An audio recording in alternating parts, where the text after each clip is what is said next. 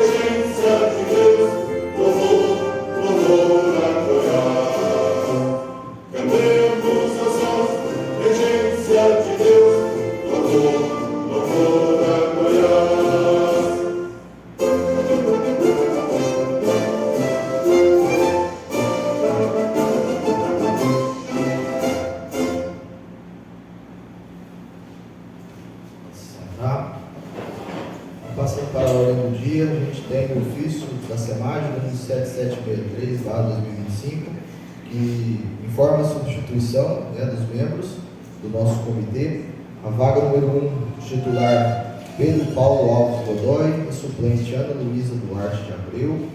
Vaga número 2, titular Maria Aparecida de Souza Araújo, e suplente João Ricardo Reiser. E vaga número 3, titular Marco Aurélio Gomes Antunes, e suplente Carolina Mundim de Souza Marques dos Santos. Foi enviado as atas da 10ª reunião extraordinária e da 11ª. Então passo esse momento para que ocorra a avaliação. Os membros titulares ou suplentes que forem favoráveis, peço que permaneçam como estão, e os que forem contrários, que se manifestem, por gentileza.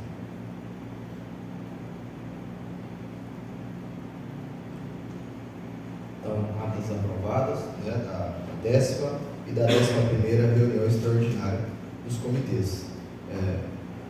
Felipe, coloca por gentileza a agenda. Passaremos agora a apreciação da agenda de reuniões como proposta para 2026. Eu queria convidar a Cida para que a gente possa falar um pouco sobre nossa agenda, inclusive deixar à disposição dos membros para que a gente já indique os locais, Nós que temos falado há um tempo sobre fazer um comitê itinerante, então agora é o momento da gente avaliar e já colocar uma proposta, inclusive para que fique lavrado em ata.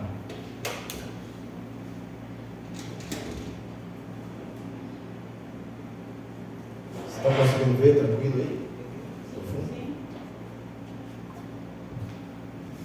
Pessoal, essa aqui é uma proposta para 2026, onde a gente fez uma busca dos feriados, municipais e estaduais, mas queria a contribuição de vocês, se por um acaso vocês lembrarem aí, talvez seja uma data que é só do próprio município, uma programação são 2 reuniões no primeiro semestre e 2 no segundo, sendo uma ordinária e uma extraordinária. 3/3 e a outra 9/6. A outra 1/9 e 4/11. Com direito à visita técnica depois do almoço. Uma segunda e uma sexta. 2 dias. Aí a gente tem visita técnica à tarde. Ficou lá, ficou dia 9 de junho. Não, dia 3. 3 de março. 3 de março. Pediu da ordinária. Tá. Não, desculpa, eu entendi que a açúcar era lá. Então, registra. Mineiros e Chapadão do Céu. Mais alguém? Para o segundo semestre? Mas a gente pode definir depois. Na março, né? Passo aqui para o presidente aprovar a agenda. Bom, então coloco em votação a nossa agenda. A Cida foi clara que pode ter alterações, principalmente as mais distantes, né? Só que já foi visto essas questões, principalmente para os órgãos que trabalham com ações ambientais. É importante, apesar de ser março e junho, que são as datas da celebração do Dia da Água e Semana do Meio Ambiente, mas já foi visto isso anteriormente, né? Então, primeiro coloco em apreciação e votação a proposta da agenda, né? Quem concorda permaneça como estão e quem discorda se manifeste, por gentileza. Agenda aprovada e nas cidades, né? É sempre importante para todo o comitê que a gente tenha de fato essa movimentação, né? A gente não faz em Quirinópolis porque eu estou aqui não, tá? É porque a gente se dispõe e tem muito gosto de fato em fazer. Eu até acho que nós estamos centralizados, vou puxar um pouquinho a sardinha para o meu lado, mas é importante ter em outra cidade de fato, até para conhecer outras realidades, né? E por que não, né, Rafael? Fazer uma visita técnica lá no parque, né? A nossa amiga vai organizar para nós. Eu posso organizar na nossa ética. Eu vou também. Também é bom, né? Lá a estrutura está novinha, viu? Importante. Então agora eu convido o Felipe da Secretaria Executiva para conduzir as questões, a pauta da eleição referente à gestão 2025-2027.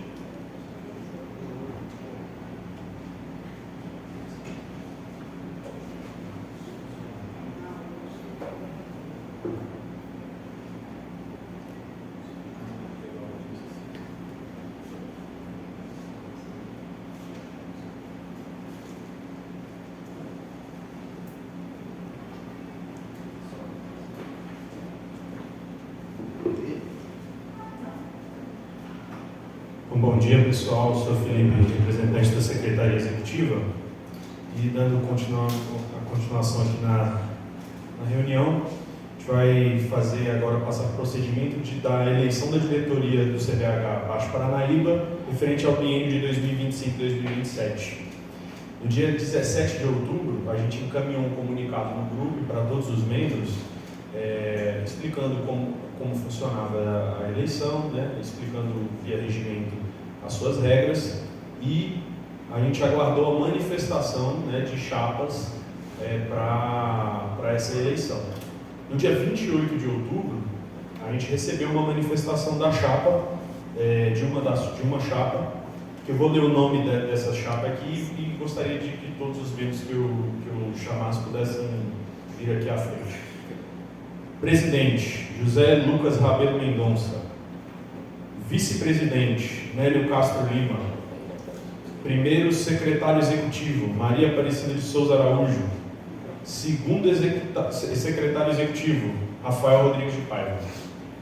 Nesse momento, se alguém quiser formar uma chapa, ou tiver formado uma chapa, seguindo as nossas regras do regimento interno, eu peço para que se manifeste. Ok? Vou passar a palavra para o presidente brevemente para falar um pouco sobre as propostas, sobre o compromisso da chapa, e depois a gente retorna para fazer uma votação, ok? Bom, novamente bom dia a todos, né? Nós colocamos o nosso nome à disposição, depois de algumas conversas, vendo a necessidade do comitê de ter uma atuação, apesar de não termos na nossa bacia muitos problemas, né? Visto as demais, claro, mas em enxergar que precisa ter uma atuação mais efetiva, enxergar que nós precisamos, de fato, colocar o comitê a trabalho nos municípios, né? Nós temos a forma de trabalho com compromisso e transparência, dedicando nosso tempo, nossas ideias, nosso trabalho em função da nossa bacia, e a transparência porque eu acredito que para que a gente trabalhe com ética perante ao comitê, perante a sociedade, a responsabilidade que a gente busca ter ela nas costas mesmo, tem que ser com transparência, né? Sou novo de comitê, né? Assim que adentrei a secretaria, já fiquei à disposição e busquei estar presente nos comitês. Participei da chapa atual, né, que está sob a minha gestão como presidente, após o afastamento da Ornella, e já começamos a fazer um trabalho, mas a gente acredita que principalmente com essa nova estrutura, né, unindo experiência, vontade, ética, compromisso e principalmente colocar-se à disposição, a disponibilidade. A gente acredita que esse comitê pode fazer muito mais, né? Não é porque não tem conflito que a gente não pode executar, né? Nós temos cobranças vindo logo aí à frente e a gente precisa ter umas atuações melhores, a gente enxerga, buscando a melhoria contínua para que a gente possa ter um comitê mais ativo, né? Então, mais ou menos é isso, a gente fica à disposição, passo a palavra para os meus colegas aqui, para falarem um pouquinho para vocês dos nossos projetos. Obrigado.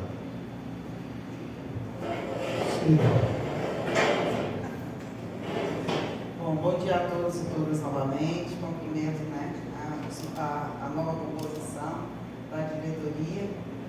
Eu agradeço, né, a oportunidade de fazer parte dessa nova diretoria. Sei que nós temos grandes desafios aí pela frente. Eu recebo essa responsabilidade com compromisso, com disposição, para contribuir, né, com os recursos hídricos dessa bacia e me coloco, né, à disposição para que a gente possa fazer um trabalho transparente, né, e junto a essa nova gestão. Muito obrigada. Bom dia a todos. Para mim, é uma satisfação poder participar aqui dessa diretoria, ter vocês como membro, né, porque nós só estamos aqui representando o todo que são vocês. É muito importante a participação dos municípios, e aqui hoje só temos 2 municípios, Chapadão do Céu e Quirinópolis, se não estiver enganado, mas temos vários representantes de outros municípios aqui, Jataí, Cachoeira Alta, o Tiago que está lá no IFAC, que representa vários municípios aí também, com a sua experiência. Então, porque o comitê começa nos municípios, e cada vez isso fica mais claro para mim. Então, a participação dos municípios, das empresas, das instituições civis, dos usuários, é muito importante a gente cada vez mais fazer essa integração. Então, quando eu sugeri que a próxima reunião fosse Mineiros, porque eu sinto hoje falta de Mineiros, que é um grande município, né? Por sinal, o 2º maior município de Goiás, e que hoje o representante de Mineiros está ausente. E lá em Mineiros o abastecimento, o saneamento, é tudo municipal. Então, a ideia é levar para lá, fazer essa integração para que a gente possa chamar esses entes para participar lá no município e as representatividades lá, para a gente fazer uma gestão hídrica começando de ponta a ponta em todos os 19 municípios. Portelândia também, que tinha um representante que estava ativo, essa pessoa saiu do município hoje também, ainda não fez essa substituição de representante. Então, eu acho que aqui essa diretoria está bem representada por instituições de pesquisa, de ensino, pelos municípios, pelos usuários, pelo setor público, está aqui a Cida, que está no comitê desde o começo e que, sem ter cargo em diretoria algumas vezes, ela sempre contribuiu com a gestão. Eu acho muito importante a sua participação aqui, sim.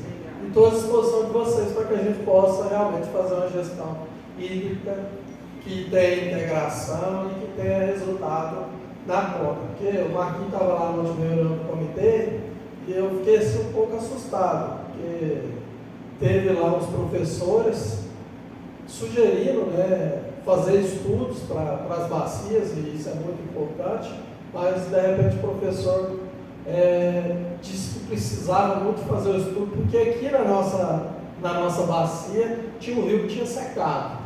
Aí eu falei, a gente está no comitê e eu desconheço, né? Falei com o Zé Lucas falou, não procede.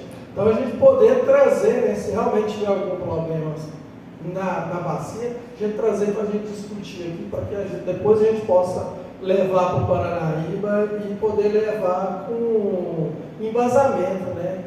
Não já chegar lá em cima e falar que o rio secou, assim, eu fiquei muito preocupado, falei, Então nós não estamos cumprindo bem nosso papel, não. Então é isso, pessoal, que a gente possa continuar essa discussão aqui. Bom dia a todos. Sou Rafael, represento o setor usuários, sou da Saneago há algum tempo já no comitê. Eu acho que realmente a gente não tem um desafio de conflito pelo uso da água aqui na região, mas olhando aí para o cenário futuro, onde a gente tende a ter efeitos da emergência climática, eu acho que a gente pode sim ter conflito, e nada mais importante do que manter já um comitê organizado e forte para quando chegar nesses conflitos. Já passamos aí por diversas etapas do comitê, já teve a parte de enquadramento, de plano de bacia, enquadramento, agora cobrança. Então, para mim é muito satisfatório estar no comitê, para mim é muito importante estar aqui. Então, obrigado pela confiança, eu já estar há 2 anos na diretoria. E se formos eleitos, vamos fazer um trabalho, continuar um trabalho, igual o presidente falou, um trabalho de muita responsabilidade e ética frente aí aos novos desafios. Obrigado. Por fim, só agradecer, né, a Cida, o Rafael, pelo aceite e pela confiança, né, de informar a chapa. Eu acredito que vai agregar bastante, né. Ninguém é velho, é experiente, né, e acredito que dessa forma multidisciplinar já é uma regra, mas a gente buscou trazer pessoas que de fato estejam em segmentos que agreguem, né. A gente tem que lembrar que o comitê ele é feito de maneira voluntária, né? Nós não temos aqui uma obrigação, apesar de representar órgãos, né? Só que eu vejo que a pessoa faz com tanta dedicação, porque gosta, que é prazeroso, né? Acaba que qualquer sacrifício e esforço fica prazeroso. Então, muito obrigado pela confiança na nossa chapa e pelo aceite de vocês. Peço que a chapa mantenha-se aqui na frente. E não havendo a inscrição de outra chapa, eu pergunto aos membros aqui presentes se há alguma abstenção ou algum voto contrário à chapa apresentada. Não havendo então abstenções ou votos contrários, eu peço que a gente aclame a nova diretoria de pé e com uma salva de palmas, por gentileza.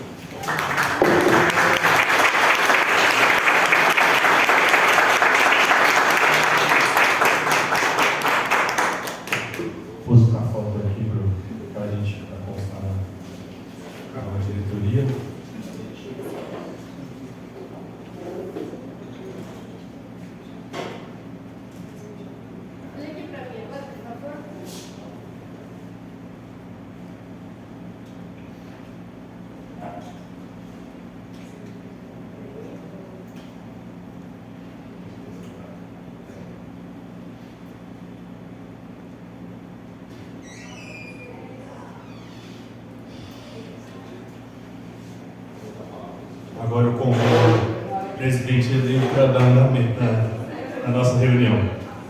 Obrigado, Felipe.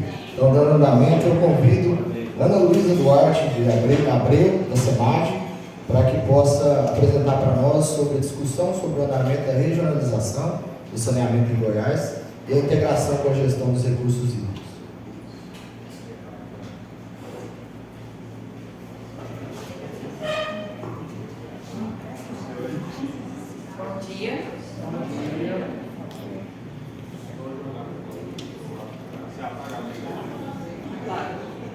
Deixa só eu te... Deixa.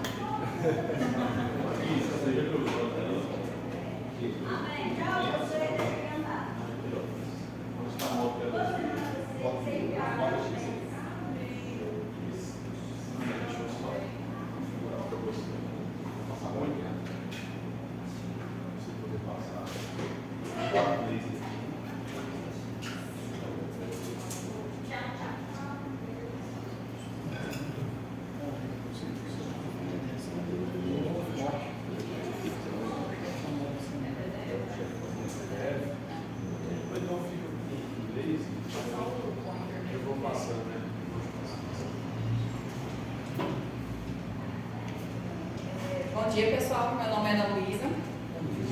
Eu estou como gerente de planos, enquadramento, cobrança e apoio aos colegiados. Eu vou apresentar aqui para vocês um pouco da regionalização do saneamento, porque ele está está diretamente ligado com o trabalho que o comitê faz, com o que já realizou, que é o enquadramento, os planos de bacia, os planos de recursos hídricos, e vou explicar um pouco do que é a regionalização do saneamento e o papel de vocês ao participarem das consultas públicas que a gente vem divulgando e apresentando nos grupos de WhatsApp para vocês. Então, o que é a regionalização? Ela vem da Lei Federal 14.026 de 2020, que ela é conhecida como o novo marco do saneamento básico. E o saneamento básico, ele representa uma modalidade de prestação de serviço integrada de um ou mais componentes ou serviços públicos do saneamento básico em determinada região. E o que compõe o saneamento básico? É o abastecimento de água potável, então é fornecer água potável para a população, o esgotamento sanitário, realizar a coleta e o tratamento do esgoto para a população, a limpeza urbana e o manejo dos resíduos sólidos, então é todo o manejo de resíduos sólidos urbanos, e a drenagem e manejo das águas pluviais. São esses 4 eixos que compõem o saneamento básico. E qual que é o objetivo? É atender adequadamente às exigências de higiene e saúde pública, que a gente vê a questão de esgotamento sanitário, se não tem a coleta adequada, prejudica a saúde. O mesmo para a água, se não há o tratamento adequado, atendendo aos padrões de potabilidade, causa doenças. Promover maior viabilidade econômica e técnica aos municípios. Nesse caso, que é a regionalização, é porque ela visa promover a integração entre os planos dos municípios com os planos estaduais e os planos nacionais. E obter ganhos de escala de eficiência e promover a universalização dos serviços. Nesse aspecto, a gente tem a lei de 11.445 de 2007, que ela veio alterando a que eu apresentei anteriormente, que ela vem com o marco do saneamento, onde ela propõe que abastecimento como uma meta para 2033, para garantir o atendimento de 99% da população para água potável. E também ela apresenta para esgotamento sanitário, onde ela tem, que a gente tem que garantir até 2033 o tratamento e a coleta de esgoto para a população. Então, a universalização é basicamente isso: abastecimento e coleta de esgoto sanitário, tanto distribuição e esgoto, tanto tratamento quanto coleta. E aí, como eu falei anteriormente, a lei de 2007 ela foi revisada pela de 2020, e aí, especificamente para a regionalização do saneamento, ela traz o artigo 9, a questão de prestação de serviços públicos de saneamento. Nesse artigo, ele define a titularidade desses serviços e ele também estabelece como que esse serviço ele pode ser delegado, de que forma ele pode ser delegado e em quais condições, obedecendo às diretrizes. Aqui, a prestação pode ser feita diretamente ou por delegação, por meio de contrato de concessão, programa ou convênio de cooperação. Aqui ele coloca observar as diretrizes nacionais, saneamento básico, com metas de universalização. E aqui ele coloca que exige planejamento, regulação e independência do prestador, garantindo transparência. Pode passar. Em seu artigo o 11, ele indica as condições para delegações desses serviços. Então, se decidir delegar esse serviço de saneamento, quais são as condições? Não é apenas você delegar, você é responsável por isso. O que tem que conter? Tem que ter planos, que devem ter metas para universalização e qualidade, padrões de eficiências, mecanismos de fiscalização e transparência, regulação por entidade independente.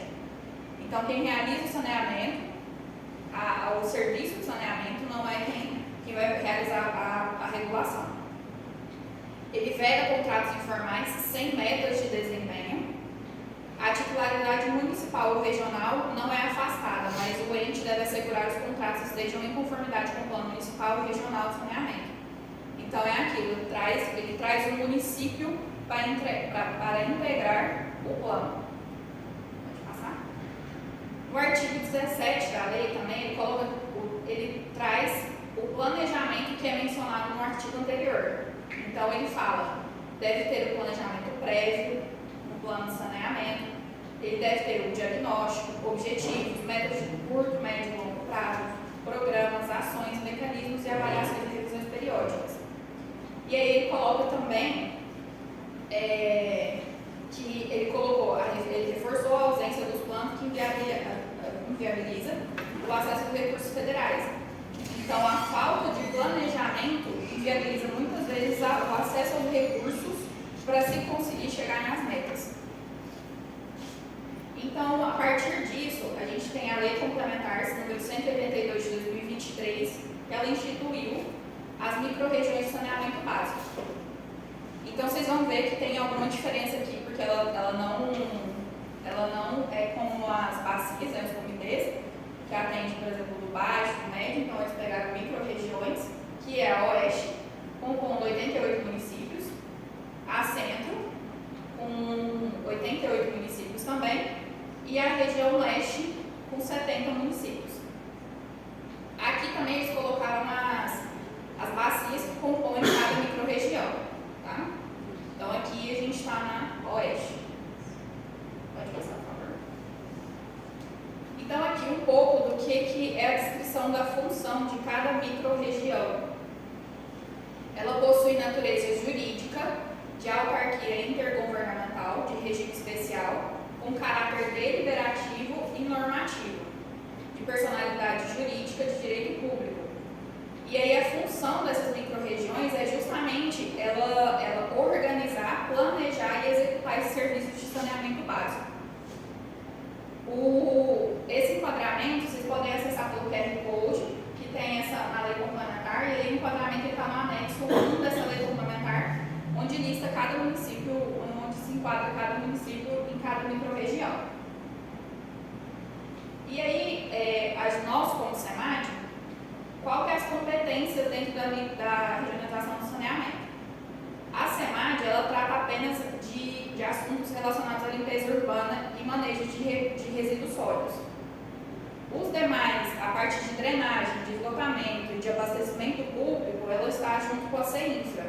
Mas a SEMAD, ela vem acompanhando o processo por conta de todo esse histórico que a gente vem tendo, questão do enquadramento, qualidade da água, disponibilidade hídrica, segurança de barragens, toda essa parte que é competência da SEMAD, a gente entrou nesse estudo justamente para dar a devida importância para esses estudos esse planejamento que a gente já realizou.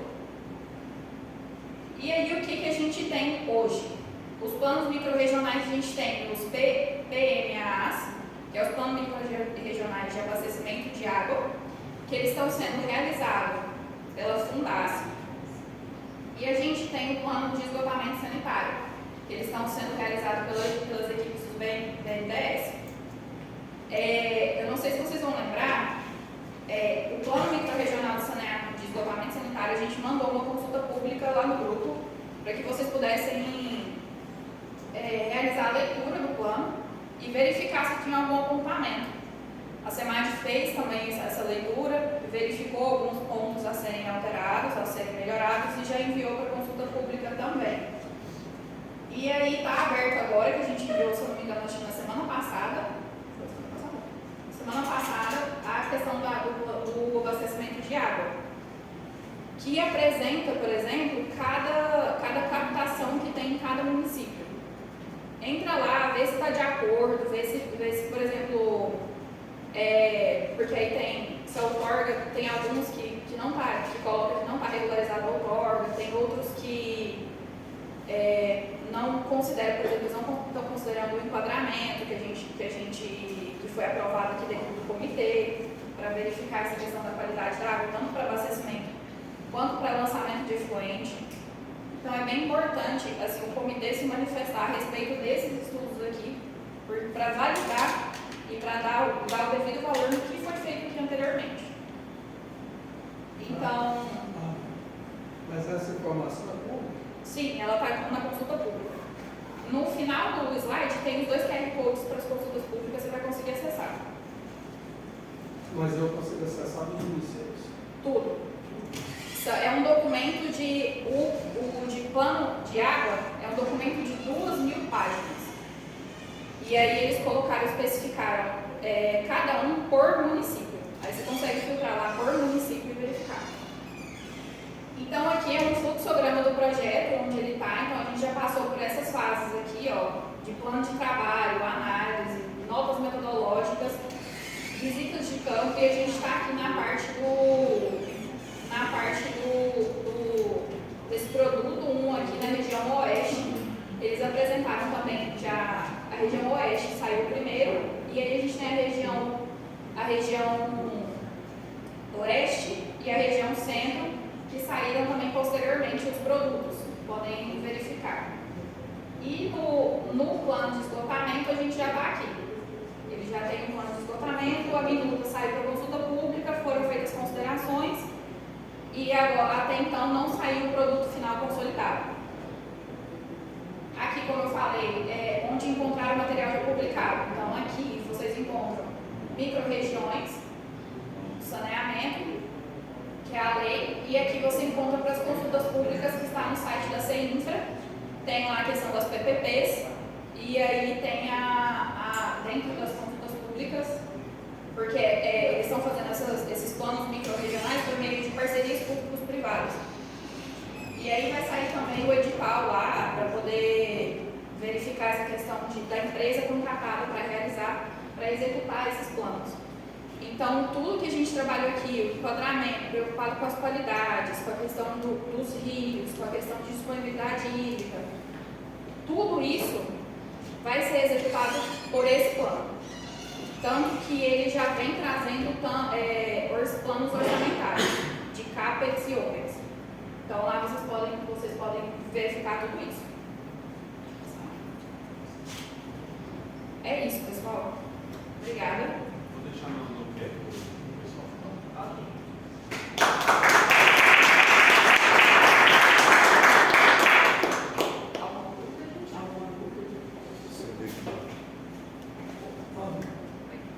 Quem que inseriu as informações? O município ou foi uma empresa contratada? Volta um pouquinho lá naquele fluxograma. Está vendo aqui as notas metodológicas? As notas metodológicas elas foram enviadas para os municípios. Então, por exemplo, os municípios que captações e esgotamento, que são responsabilidade do município, foram enviados para os municípios e eles preencheram as notas metodológicas e foram enviadas para a CEINFRA. Desculpa, a CEINFRA não, para a BNDES ou Fundasa. E aqueles que são de responsabilidade da Saneago enviaram tudo para a Saneago e a Saneago retornou as informações para eles.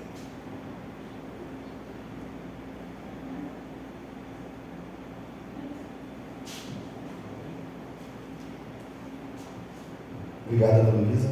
Pessoal, peça a nossa proatividade enquanto comitê, principalmente os representantes de municípios, né, para verificar os dados quanto aos nossos municípios, né, pertencentes, porque nós temos muito de deixar as coisas acontecer, né? Vai levando, sempre foi assim, e acaba que no momento de participar já não participa. Então o comitê precisa ser ativo quanto a isso, mas nós integrantes também dos municípios precisamos ver como está a nossa situação, né? Porque pior do que não participar, pior do que fazer algo errado é a gente não participar, né? E deixar como omissão e passar, né? Nenhum órgão faz algo sem consulta pública, sem participação. Só que a gente vê diariamente as consultas públicas esvaziadas, né? Sem acesso. Se fosse ver aqui quem que acessou, Ana Luísa, muito pouco, né? Até hoje no compartilhar desses termos todos, mas é importante, né? Inclusive depois, se puder encaminhar, para a gente trabalhar até com os que não vieram, né, via grupo mesmo, para que eles lá na rotina possam verificar e precisando participar. Né? Obrigado. E agora eu queria convidar, né, os membros do nosso CDH que participaram do ICOP 2025 para compartilhar, né, com todo o comitê as experiências, né, adquiridas no 26º Encontro Nacional de Comitê, que ocorreu em Vitória, né, no Espírito Santo. Aqui nós temos o Nélio, o Rafael, o Tiago. Queria que vocês compartilhassem, eu também depois para falar para a turma, né? Compartilhar como que foi, né? Algumas experiências aí positivas para os demais membros, por gentileza. Aí na frente ou aqui mesmo? Aqui? Ah lá, velho.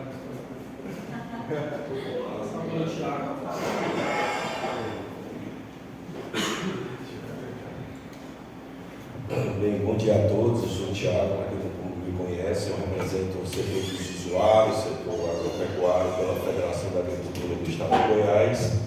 Quero aqui primeiramente parabenizar a diretoria eleita, tá? Vocês contem conosco e quando eu estava vendo aqui a questão da votação, a gente às vezes imagina assim, tem só uma chapa, etc. Mas isso é fruto de um crescimento do próprio comitê, né? De entendimento. Então a gente observa setores dos usuários, do saneamento, das organizações de estudo e pesquisa, aí, como o Senar, a SENAD, a própria Prefeitura de Quirinópolis. Então isso é uma construção. Talvez se tivessem duas, três chapas aqui, isso ia causar certo desgaste para o comitê. E por mais que nós sejamos de setores diferentes, e às vezes com interesses diferentes, a gente tem um objetivo em comum, que é ter água de qualidade e quantidade para todos. Então, acho que esse é o primeiro princípio. Falando um pouco do INCOB, eu fiquei muito feliz de ter sido primeiramente convidado para ir. Ele aconteceu no Espírito Santo, em Vitória. É um encontro onde todos os comitês de bacias do Brasil se encontram.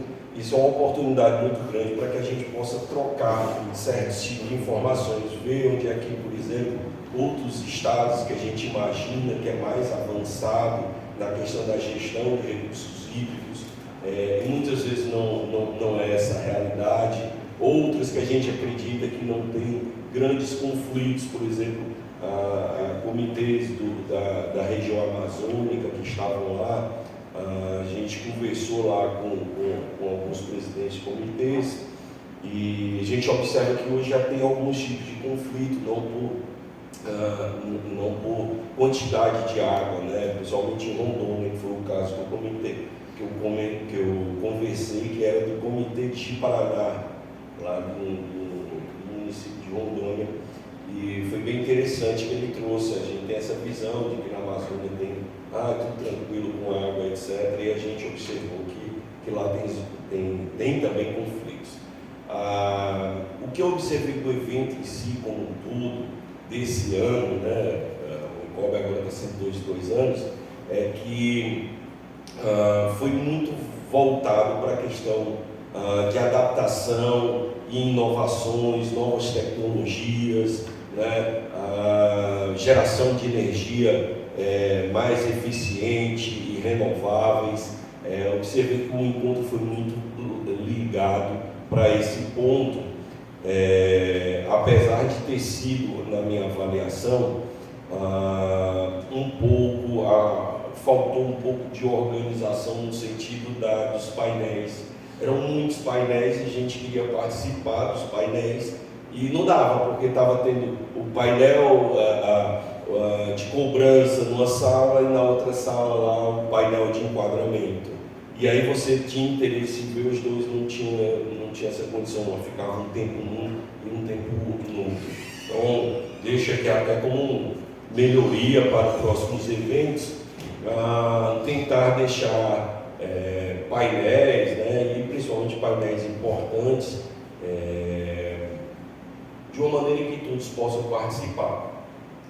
Apesar de ser um evento que foi no litoral, na praia, né, mas foi um evento bastante movimentado, grande quantidade de pessoas. A gente observou que movimentou muito a cidade de Vitória. E, assim, da minha experiência em si, era mais mesmo trocar informações. Encontrei também um pessoal do Nordeste, do Ceará principalmente, que é tido como um dos estados bem evoluído na questão de gestão, de gestão de recursos hídricos.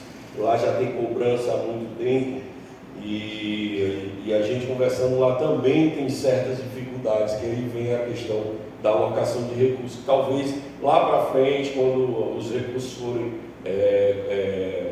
começar a vir a questão da cobrança aqui no estado, talvez nós tenhamos as mesmas problemáticas. Então, assim, para mim, é muito enriquecedor. Acho que se vocês tiverem a oportunidade de ir no INCOB, não perca essa oportunidade. É um evento realmente enriquecedor. Você encontra pessoas de todo o Brasil. É impressionante essa situação.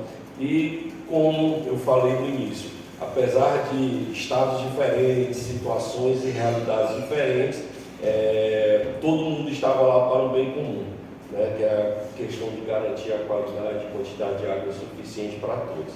Acho que é isso. E eu acho que o próximo evento vai ser aonde? Vai ser em Fortaleza. Fortaleza ano que vem, né? Porque vai se compatibilizar com a BR. Então vai ser em Fortaleza, o próximo evento na praia também. E lá no Ceará, um estado de uma gestão de recursos hídricos bem avançado, né? É interessante, acho que vai ser isso. Eu levo também como sugestão para quem possa participar. Não sei quem é o nosso representante do Conselho Nacional daqui do estado, lá para mexer no fórum. Teve também a eleição do fórum lá, a gente teve um candidato daqui do Goiás, que é o João, a gente tentou apoiar lá, mas acabou não dando certo, mas que tem essa questão política também no evento, né? Porque tem a eleição da diretoria do Fórum Nacional, que é quem realiza o INCOB, mas é isso, esperar o próximo ano e deixar como sugestão que não pulverizem a questão dos temas. Fica muito ruim pulverizar, ficaram muitas salas. Teve um momento lá que tinham 6 salas tendo eventos e temas interessantes e a gente queria participar e não dava para participar de todos, tá, pessoal? Então, se vocês quiserem aí, a CIDA e a SEMAD que normalmente faz essa questão, né, da participação nos comitês, e aí acaba, não dá para ir todo mundo, mas seleciona algumas, né, pessoas do comitê. Então, quando vocês tiverem a oportunidade, é muito interessante, muito enriquecedor. Acho que é isso. Obrigado.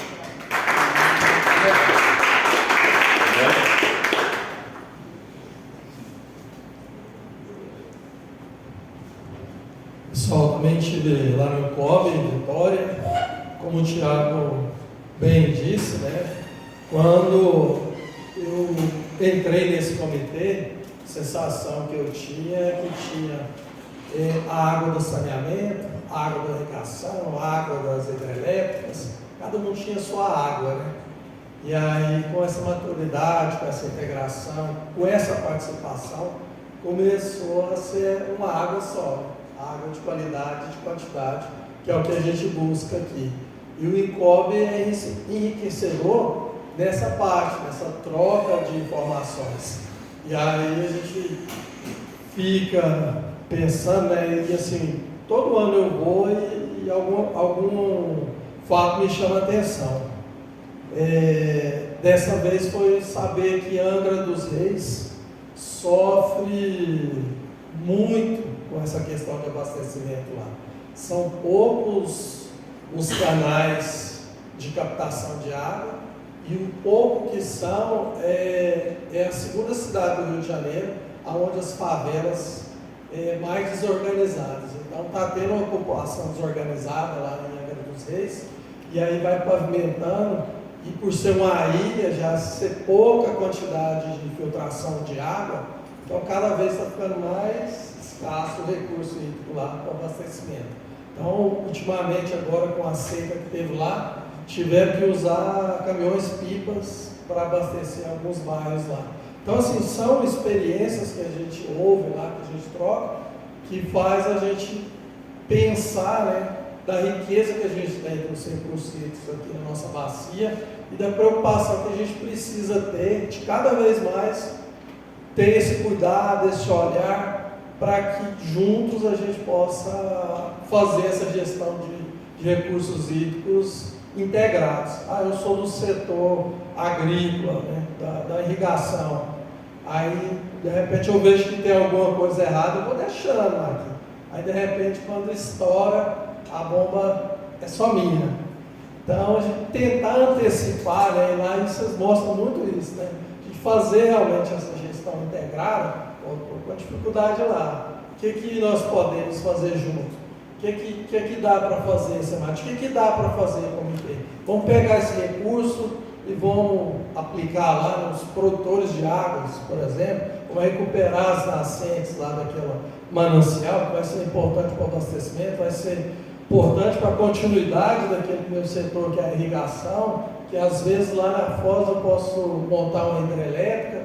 Então, o INCOP traz essa riqueza de experiências e de dificuldades exitosas, que eles passaram por isso. Então, eu vejo que se a gente ter esse conhecimento, poder agir para antecipar, a gente está no bom caminho. Então, o INCOB é enriquecedor por isso. Você conhecer as realidades que já aconteceu para você tentar evitar para que aconteça aqui na bacia, né? Hoje mesmo, até de manhã, mandei uma informação para o João lá, né?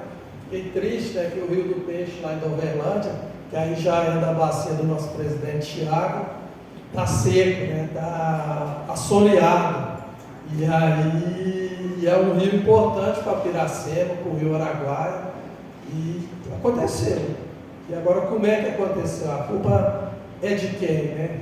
Então, a gente ficar de olho e sabendo dessas problemáticas para que a gente possa evitar. Então, eu espero que, como o Thiago falou, outras pessoas possam participar, não só do INCOB, né, mas de outros congressos de recursos hídricos que tem. Agora mesmo teve uma oportunidade para voltar no Espírito Santo, né, um fórum que está lá acontecendo. Não sei se alguém aqui fez a inscrição, era até domingo, mas eu espero que alguém tenha feito e possa participar lá para trazer essas experiências exitosas aqui para o nosso comitê, para que a gente possa continuar sem dificuldades aqui, sem conflitos, né, Silvio? Então, é isso, presidente.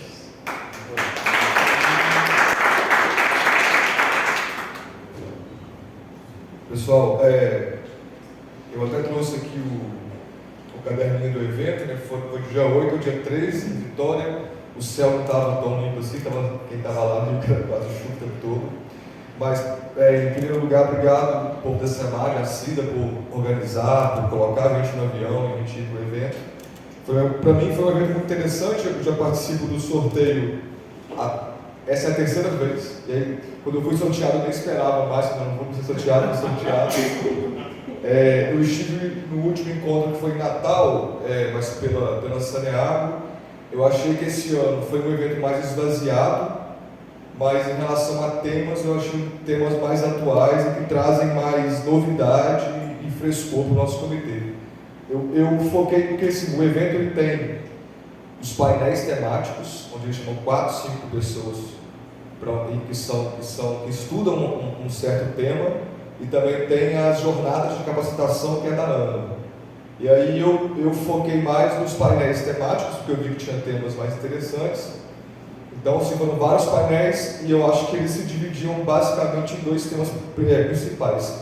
O primeiro é em relação à mudança climática, né? E como que isso afeta a gestão de águas no Brasil, e também experiências de usuários em relação a esse tema. Então, por exemplo, teve um pessoal do Oeste Baiano falando sobre irrigação, teve um pessoal também de empresas privadas que já estão investindo já em alternativas para o Brasil. Eu também achei muito interessante o pessoal no Rio, ali na Baía de Guanabara, que eles trouxeram um conceito de economia azul e como fazer com que o Rio se torne uma cidade que atraia mais turistas ainda só pela mudança no saneamento. Então, assim, eu achei bem interessante esses temas e também foquei muito, que é até o meu trabalho, em relação ao PSA, né, que são os pagamentos por serviço ambiental. Então, como estão as experiências aqui no Brasil em relação a isso, que é você realmente apoiar financeiramente as pessoas que protegem e conservam a água. E também um tema que eu fui no painel bem interessante, que é vou até ler aqui o título, que eu fui, mas chama Espiritualidade, enfim, espiritualidade e gestão da água. A gente tende a achar que a água como um recurso hídrico mas esquece que a água também tem esse papel social e até religioso para muitos povos, né? Teve até um fórum dos povos originários e populações tradicionais. Então, foi bem interessante. Mais uma vez, obrigado aí pelo todo o apoio, e é isso. E sobre o Rio do Peixe, realmente lá em Novelândia, a Senago capta a água nele, né? Então a gente já acompanha o rio há uns bons anos, e é realmente assustador você olhar para ele e ver o tamanho daquela largura de rio, e a cada dia menos e menos água. Acho que é isso.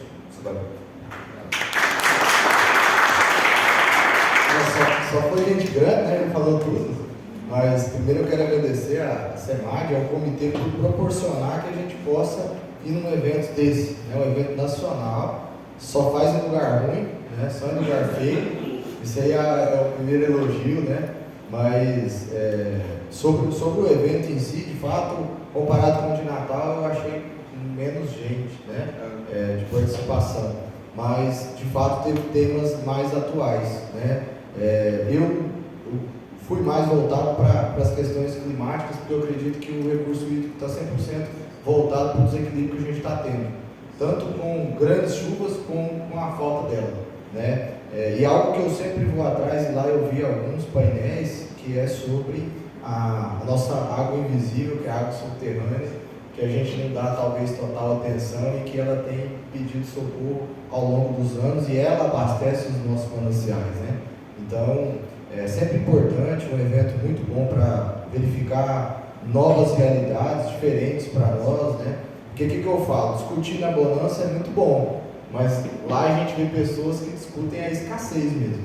E que o comitê, ele tem tanta a autoridade, entre aspas, que ele define onde vai ser o uso mesmo, de fato.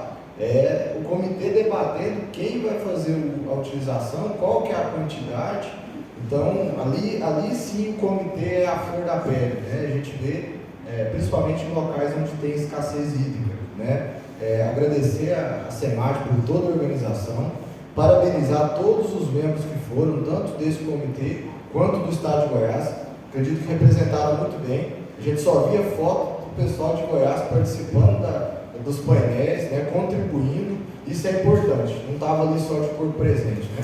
Mas estava de fato contribuindo. A gente vê pessoas que, o Rafael citou bem, utiliza a água não só como um recurso natural ali de subsistência, mas tem algo relacionado à cultura, tem algo relacionado à história, à religião. E a gente vê as pessoas, elas viajam, né? A gente acha que elas estão viajando, né? Mas é porque não faz parte da nossa realidade. Mas aquilo ali agrega bastante. Então, todos que tiverem a oportunidade de ir num encontro como esse, façam valer a pena, né? Só deixo uma crítica construtiva. Eu acredito que os temas principais eram feitos em painéis com limitação de pessoas. Então, às vezes, se os temas principais fossem nas salas maiores, agregaria mais ainda, mas é uma logística. Inclusive, eu deixei um e-mail para o Fórum Nacional com essa sugestão, né? Porque os temas principais, acho que a gente teria que ter mais gente, né? E aí eles colocavam em salas menores, ficava mais restrito de pessoas. Só que aquelas salas pequenas são muito boas porque é participativo, né?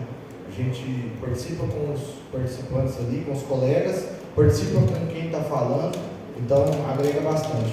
E uma pena o João não ter sido a chapa dele eleito, mas eu acredito que tudo é na hora certa e muito aprendizado para as próximas, né?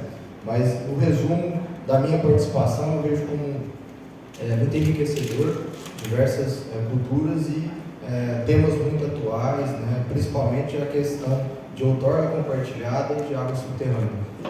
Foi bem falado sobre isso lá, para que a gente aumente nossa responsabilidade quanto ao uso, né? Cida, de uma pena a Cida não ter ido, né? Fez falta.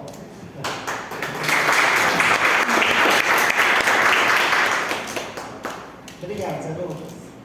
Pessoal, nós tivemos assim uma queda na procura de participação no Encob. No CBH Boas tiveram 3 inscritos.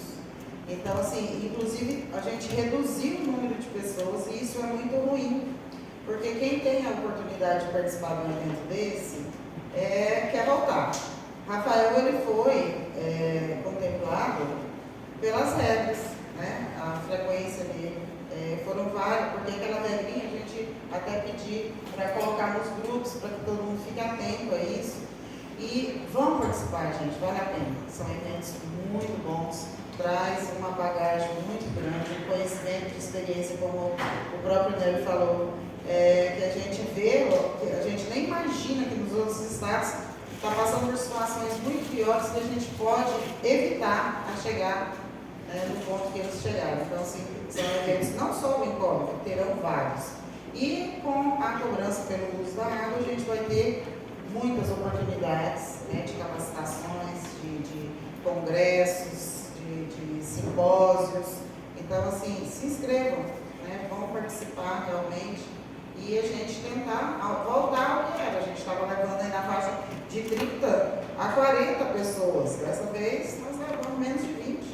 Né? Então, assim, no BOIS nós tivemos quase correr. Quem teve que pegar a gente de outros comitês, né, e jogar em outros comitês para cobrir, porque não teve procura.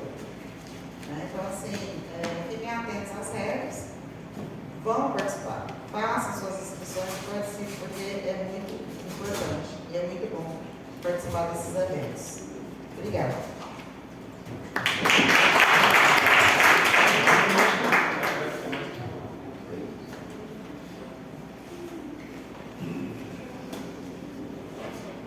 Pessoal, então antes de encerrar, eu agradeço a contribuição de todos, né?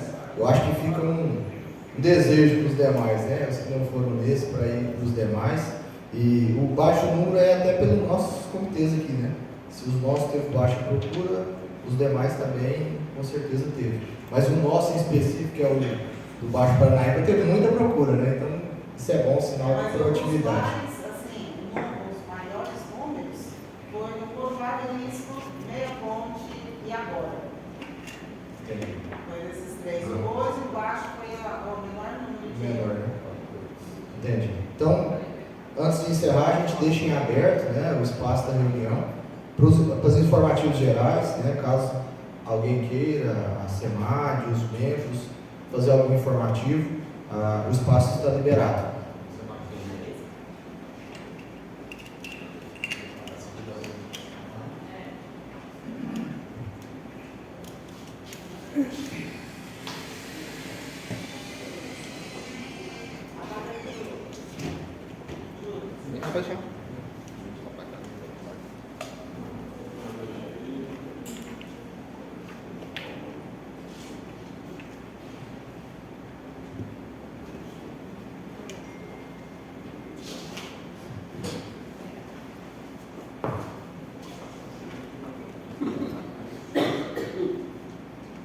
Pessoal, vim trazer aqui para vocês.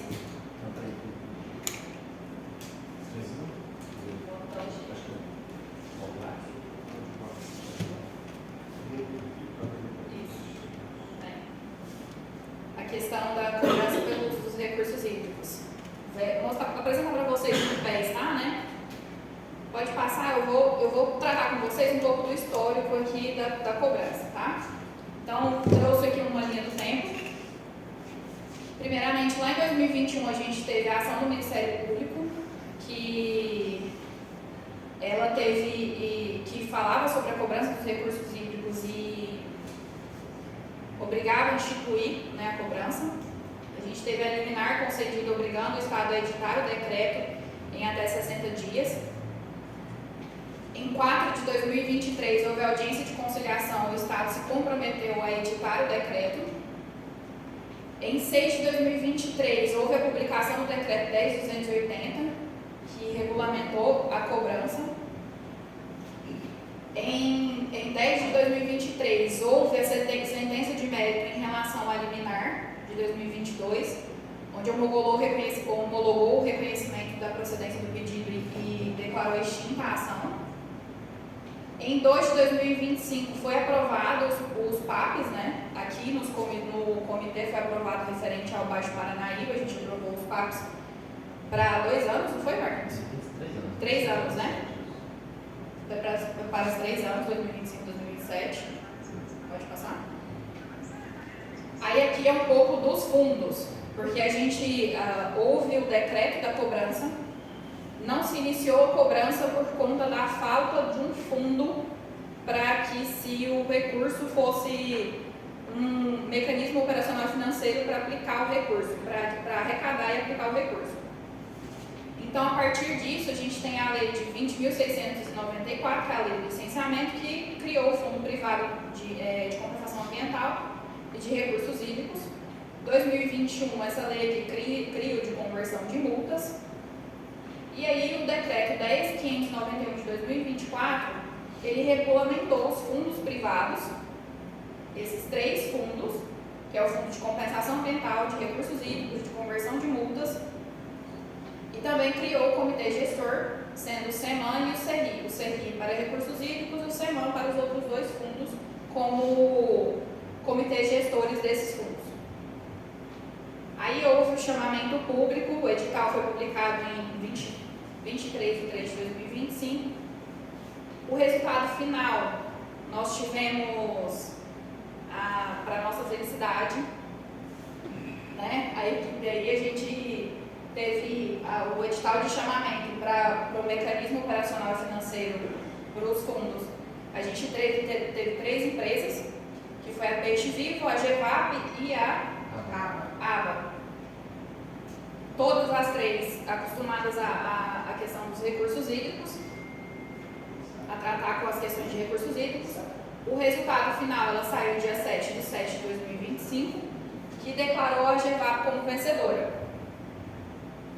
A homologação ela veio em 10 de 7, e aí a celebração ela veio em 11 de 9, num acordo por meio de uma CT entre a SEMAD e a GEVAP, que foi realizada no dia do Cerrado. A partir daqui, a GEVAP ela já tem executado o trabalho essa questão de levantamento de dados para a realização da cobrança, base de consolidação dos dados, campanha, tudo isso ela já vem realizando. Aqui em 14 de 10, a gente teve uma reunião extraordinária do CERRI para tratar da alteração do decreto da cobrança, 10.280. E aí veio o decreto 10.804, que foi publicado em 28 de outubro, né? Saiu no Diário Oficial, 28 de outubro agora. Volta lá. Clica no decreto para mim, por favor. Isso, vê se abre um link.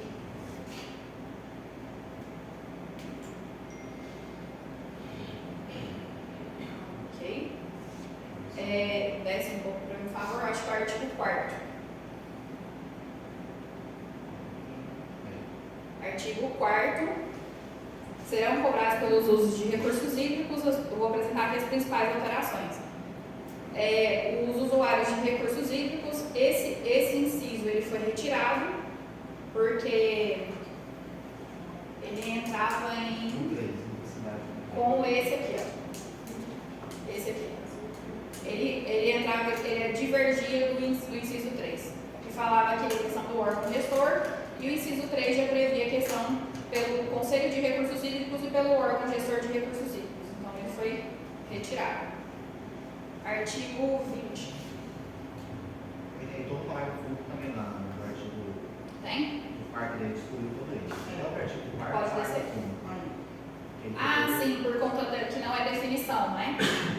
Sim, a gente retiramos também esse parágrafo único, porque ele traria aqui questões de definições, por exemplo, quanto à captação por derivação superficial. E, na verdade, o entendimento foi que não era questão de definições. Ele traria aqui exemplos, por exemplo, captação, derivação superficial, abastecimento urbano, indústria. Então, não era definições. Acabaria que estava causando mais confusão com os usuários do que trazendo esclarecimento. Então, esse foi retirado.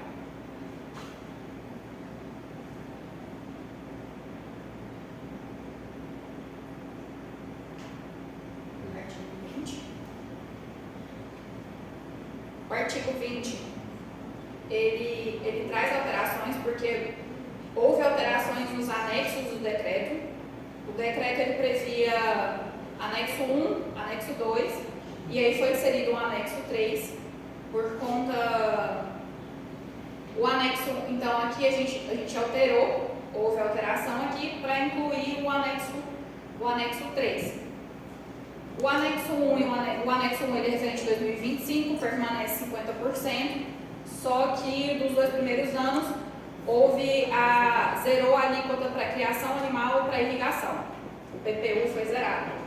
Então a gente teve que trazer o anexo 1 e o anexo 2, e aí a adição do anexo 3, que aí já vem com os PPUs em valores cheios. Então o texto teve que ser mudado por conta dessa adição do anexo. O mesmo se aplica aqui na questão do parágrafo único, tá?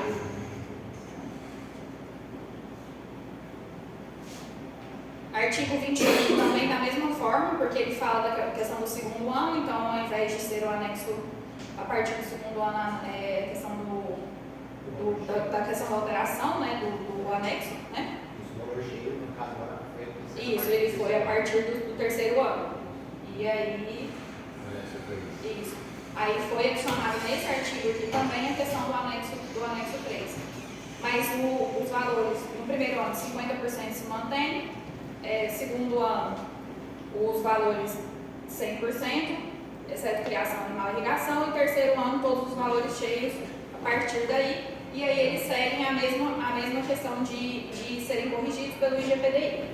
A questão também do boleto, né? A proposta não é que fosse o primeiro trimestre, e o escritor seja emitido no primeiro semestre do ano seguinte. Isso. Por conta que a gente já está vendo. A gente percebeu, porque aqui ele estava colocando, apresentava que os boletos deveriam ser emitidos no primeiro trimestre do ano seguinte, né? Então, 2025, referente ao primeiro semestre de 2026. A gente trocou o trimestre por semestre. E aí colocou a questão de um parágrafo único também, que só é referente a 2025. Por conta dessa questão do fundo e estava indo se estabelecer, a questão da boletagem, a gente possibilitou, e a questão da decisão judicial também, a gente possibilitou que 2025 pudesse ser emitido até o primeiro semestre do ano que vem, por regras transitórias. Pode descer lá, acho que é anexos agora, né, Marcos? Tá, esses eram os anexos que estavam. A gente aqui retirou também essa questão de categorias de usos, pessoal. O pessoal nos usuários estava dando muita confusão, estava chegando lá pra gente essa questão de categorias de uso, porque estava se entendendo que uso urbano e uso rural era associado à área urbana e área rural. E na verdade no decreto aqui ele não é questão de área, é qual a associação ao uso. Então o uso, por exemplo, indústria, ele se associa-se ao uso urbano. Então independente se a indústria está instalada em área urbana ou rural, ela é um uso urbano. Então, essa questão estava dando muita confusão com o pessoal, então a gente resolveu retirar, e os PPUs também não tinham alteração, né? A gente só resolveu retirar essa categoria de uso aqui e permaneceu só por setor usuário. Pode ser, por favor? Então, aqui. Então, esse aqui é o... Esse é o anexo 1, que é o... Anexo, esse é o... São os mesmos boletos que a gente vai emitir. Esse é referente ao anexo 1, então a gente teve essa alteração, e aqui a questão de irrigação animal e criação animal e irrigação. 10, por favor.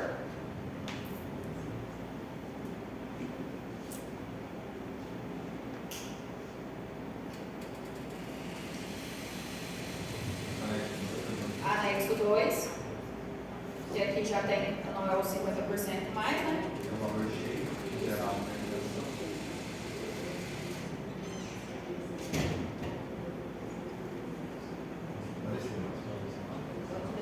Aí. E o anexo 3, que ele tem um valor cheio para todos a partir de 2027. Pelo menos em 27, diferente de 2026.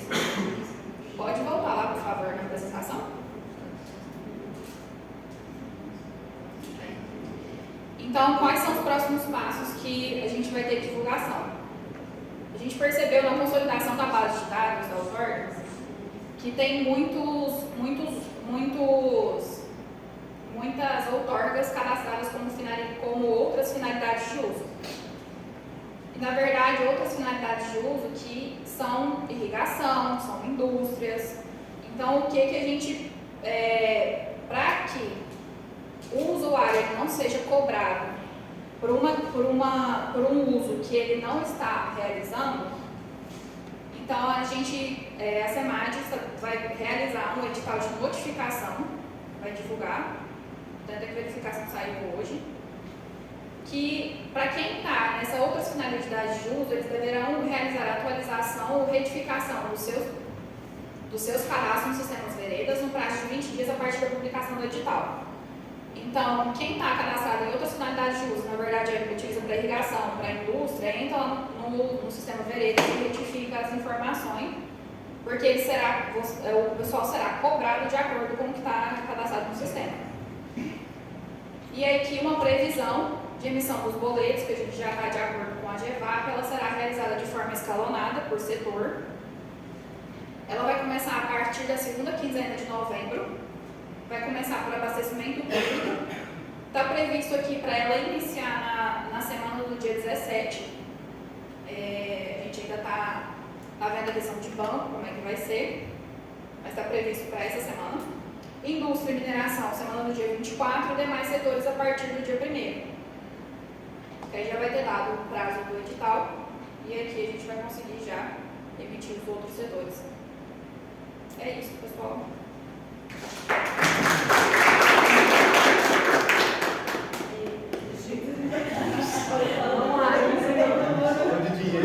A minha dúvida e os postos que eu tenho na cidade que não são cadastrados na SEMAD, eles vão fazer, vai ter fiscalização?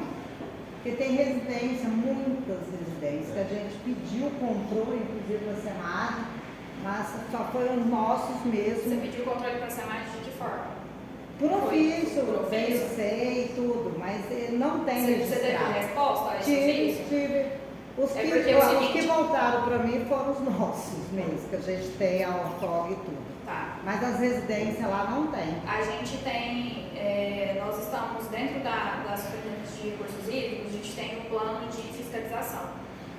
Aí, dentro desse plano, o pessoal está colocando todas essas demandas que chegaram para nós via ofício, via processo SEI, eles estão sendo incluídos dentro desse plano de fiscalização.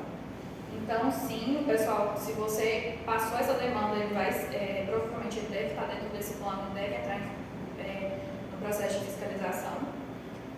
Ele ainda não deve ter ido, porque a gente estava na questão da campanha orientativa por conta do meia ponte, do Biancó, por conta da época da escassez, mas sim, ele deve entrar.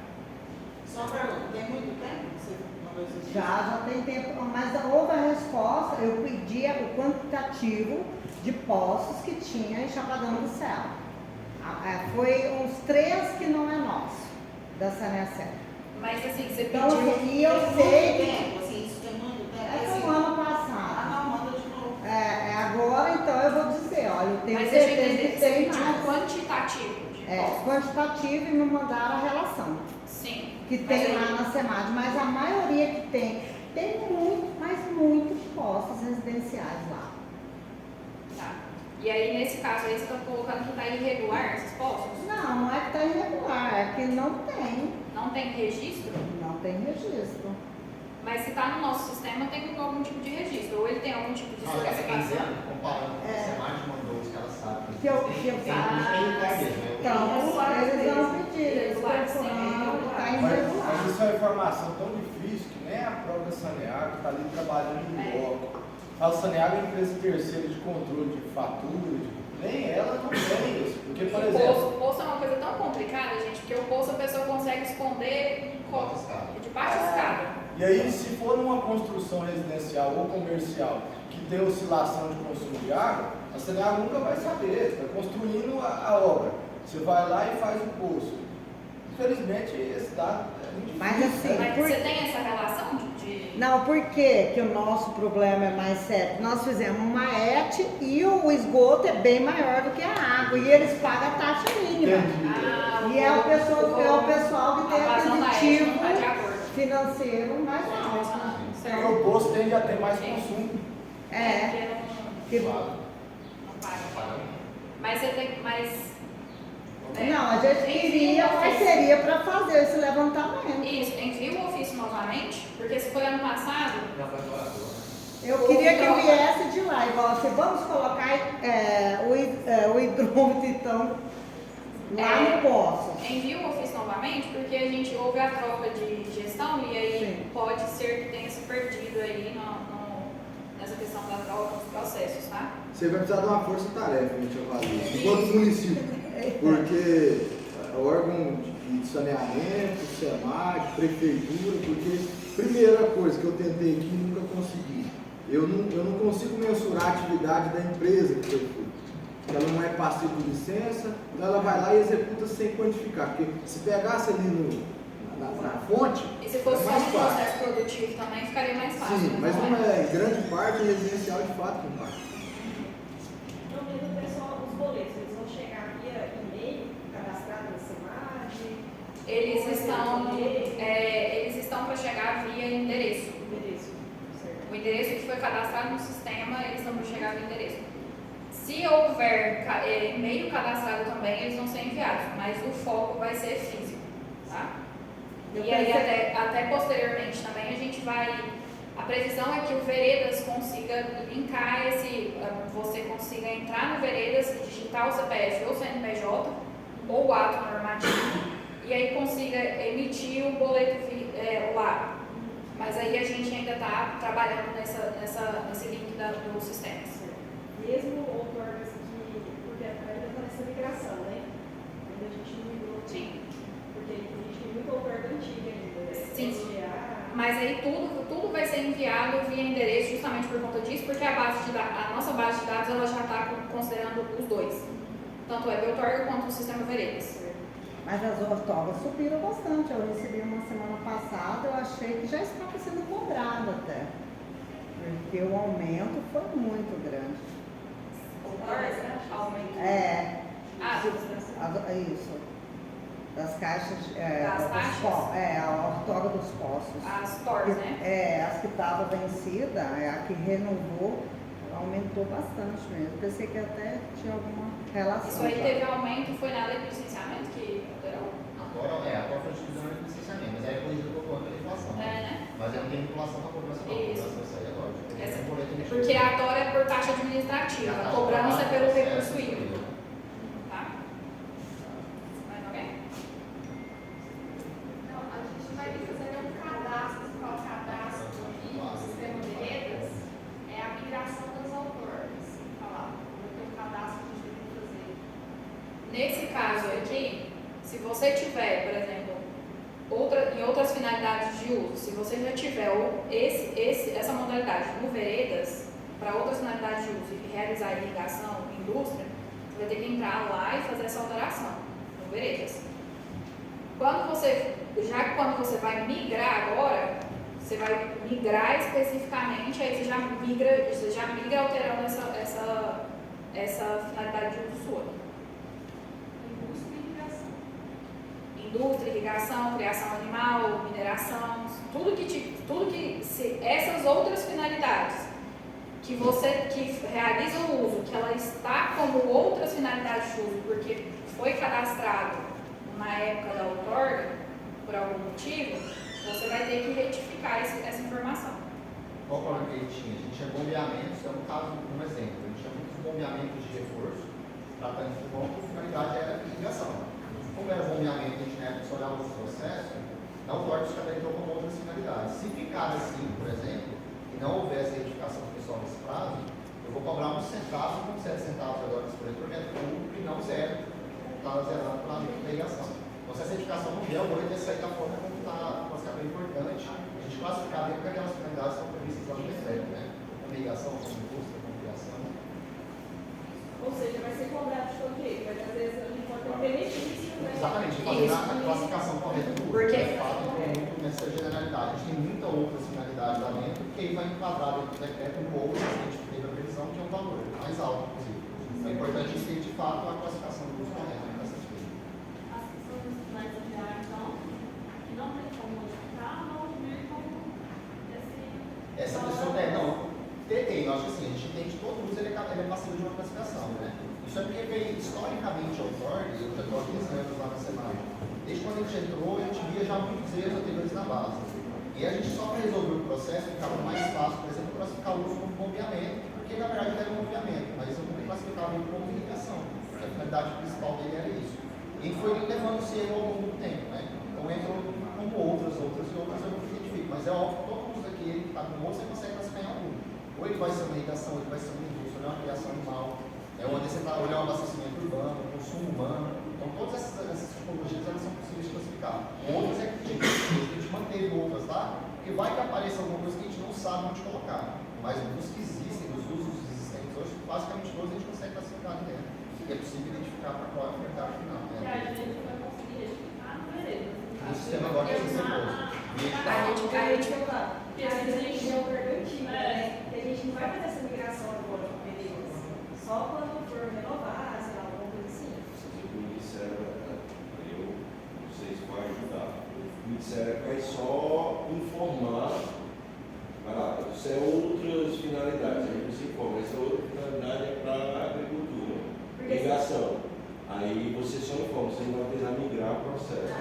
Isso eu acho que deveria ser assim. É porque se você for pôr de veredas no comercial, aí você vai ter, é como se fosse não é uma volta, né? Mas vai ter toda uma análise, né? Vai ter uma vazão também, essas condições alteradas. Então, assim, não é só sei lá e mudar, né? Você só coloca veredas. Não, o processo de migração, ele é praticamente você abre um processo novo. Você vai ter que fazer toda a questão da análise, você vai ter que adicionar documentos, você vai ter que toda aquela questão de etapa de validação do que o veredas tem agora, então você vai ter que passar por tudo aquilo. Não, esse processo é só você informar que aquela outorga, ela não é outra finalidade de uso.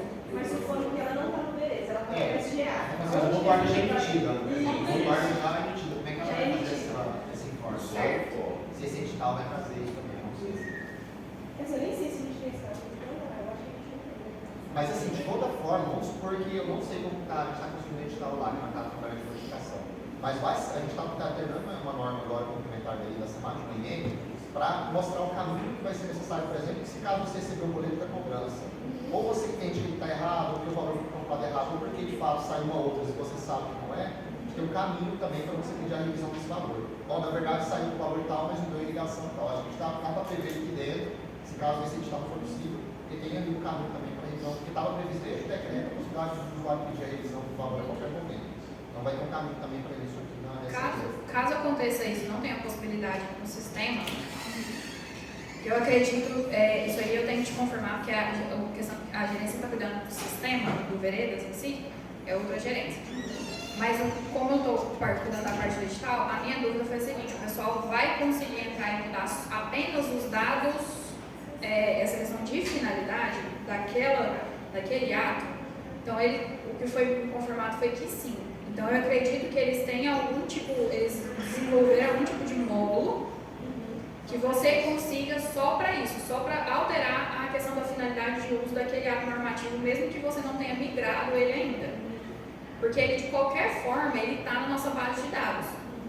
Ele não foi essa migração que fala para a questão de atualização de dados, a questão da documentação, dele passa para aquela validação do veredas, mas a questão da finalidade de uso, eu acredito que, mas isso aí, caso ocorra com vocês, eu vou pedir, lá no edital vai ter o contato da gerência responsável, vocês podem estar enviando e-mail também, ligando. E qualquer coisa também podem entrar em contato com a GEPAC, a gente, que a gente também vai procurar esclarecer isso, tá? Esses modelos vão chegar esse ano? Sim. Abastecimento, semana do dia 17, indústria, mineração, semana do dia 24, demais uso, semana do dia 1º, do 12. Tá?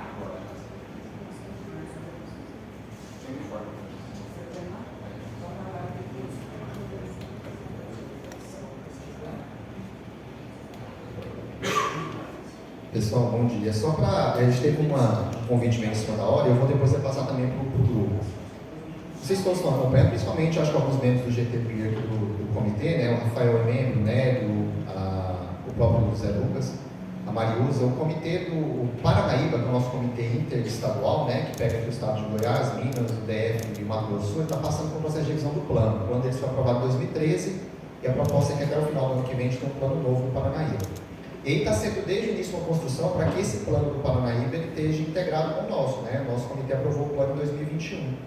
Então a gente vem já trabalhando, o comitê instituiu um grupo de trabalho para acompanhar esse plano e dar as contribuições e estudar os produtos. E aí o Ministério da Integração do Desenvolvimento Regional, o MDR, ele está conduzindo, né? Ele é responsável pela implementação do Plano Nacional de Recursos Hídricos, que foi aprovado em 2022. E um dos programas desse plano é integrar com os planos que estão sendo elaborados pelos afluentes, né? Então eles propuseram uma reunião, agora no dia 6 de novembro, quinta-feira, pela manhã, uma reunião online, que a ideia é pegar o Plano Nacional, ver as ações previstas no plano e ver se está compatível com o nosso plano aqui do Paranaíba que está sendo elaborado e, de fato, também com o nosso próprio plano da bacia aqui do Baixo Paranaíba. E aí eles pediram a participação principalmente das diretorias dos comitês e dos membros desse GT, mas a nossa ideia é que isso também seja estendido para os outros membros do comitê que tenham interesse. Então, eu vou mandar o convite para vocês, o link de acesso, a reunião do Google, né, da Microsoft Teams lá online. E eu gostaria da participação, quem puder, quem tiver interesse, né, puder contribuir, porque a ideia é que a gente olhe ali como está o plano nacional, as ações do plano, e com a compatibilidade com o nosso, lembrando que a gente tem a cobrança entrando agora, a partir do ano que vem, a nossa expectativa é que a gente já tenha aplicação de recursos. Então, quanto mais compatível essas ações estejam entre os planos, melhor que a gente pode maximizar recursos, né? O Paranaíba está aplicando mais ou menos esse ano em torno de 31 milhões de reais na bacia como um todo. Então, a ideia é que a gente possa usar esses recursos que vão entrar aqui no estado também, com a nossa cobrança, com o Paranaíba, para que a gente possa ter ações aí mais interessantes para a bacia como um todo. No dia 12, pela manhã, vai ser o Baixo Paranaíba online. Na sequência, dia 12 de novembro, é do Ah, não, agora você está sabendo mais. E além dessa reunião que o Marcos citou ali, vai ter individualmente para cada comitê. Elas vão ser online, para facilitar um pouco, né? Porque o prazo está bem enxuto. E do Baixo Paranaíba, vocês vão receber ali a convocação, vai ser no dia 12 de novembro, pela manhã, para tratar do mesmo assunto. O PIR, o pessoal da ABA está fazendo em todos os comitês. Eu queria aproveitar, gente, a oportunidade, vou antecipar aqui, porque a SEMAD vai fazer um evento em março, que eu sei que é uma data que muitos, principalmente os municípios, né, comemoram, que é o Dia da Água. A SEMAD vai fazer a Semana da Água. Vai ser do dia 18 ao dia 21. Nós teremos aí evento dia 18, 19, 20 e 21 até o meio-dia.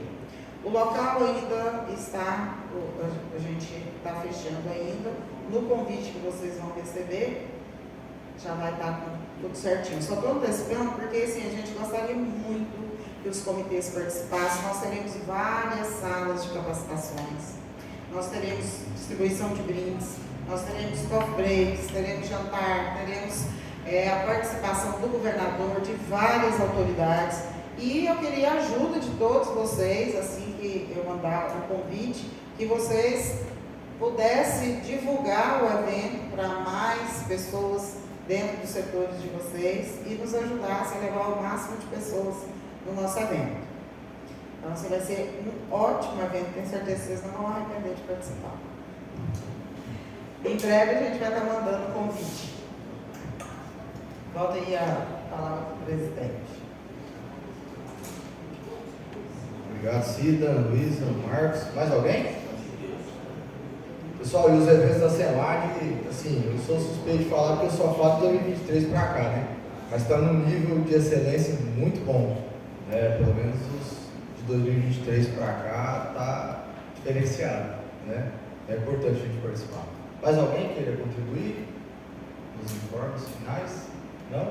Então, agradecer a participação de todos, a presença, em especial aos anfitriões aqui junto com a gente, né? Roberto, obrigado, né? Representando o São Martinho, o Tarek e a Fernanda, obrigado, representando a Cargill, e muito obrigado pelo apoio também, né? Eles que conseguiram nos apoiar aqui para deixar a nossa reunião melhor, né? Vocês mais à vontade, com um delicioso coffee break, com um almoço, né? Agora, Então, muito obrigado pela parceria de sempre. Espero vê-los nas reuniões dos outros municípios. Tá? Eu sei que tem que dar salve de palmas. Sei que os coordenadores e gerentes não gostam que vocês saiam, mas é importante ter os usuários, porque aqui são debatidos e vocês têm poder de fala e principalmente as informações, né? E a SEMAR está aqui, viu, gente? Isso é importante também. Né? Agradecer todo o time da SEMAR pelo apoio, Secretaria Executiva. Aqui eu agradeço a gestão municipal, em nome da primeira-dama, né, da GEIS, por ceder o espaço para nós e a estrutura. Convido vocês, antes de finalizar, para almoçarem, né, lá no Paulo, onde é de costume, que mais próximo aqui para nós. Espero ter todos lá. E dou como encerrada, né, chamar, né, o pessoal para fazer a foto. E dou como encerrada a nossa 37ª reunião ordinária. Espero tê-los na próxima, né, na cidade de Mineiros, em março do ano que vem. Obrigado, pessoal.